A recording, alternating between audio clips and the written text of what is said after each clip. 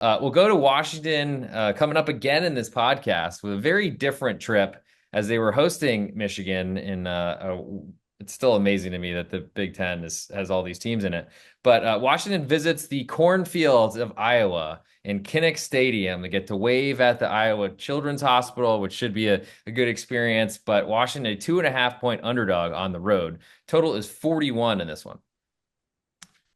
So Washington has not performed well when leaving the state of Washington. They dropped that game to Rutgers, or even in the state of Washington, because they dropped the one to Washington State. This game's going to be a 11 a.m. kickoff in Iowa City, Right. which due to the time zone math, I think we talked about time zones once for extended period of time. Yeah. Due to time zone math, that is 9 a.m. body clock for the Washington players. Plus, they are coming off an extreme letdown spot after avenging their college football championship game loss to the Michigan Wolverines last week. All this points to Iowa. They can run the ball. Washington, while they beat Michigan, they still gave up almost 200 yards on the ground to Michigan. I think this is a huge letdown spot for the Huskies. Give me the Hawkeyes -2.5.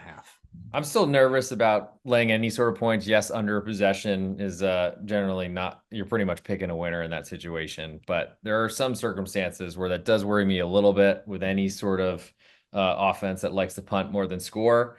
So I'll go under 41 in this one. Similar lines, thinking that Washington might struggle early start in the cornfields. You never know what they're afraid of out there.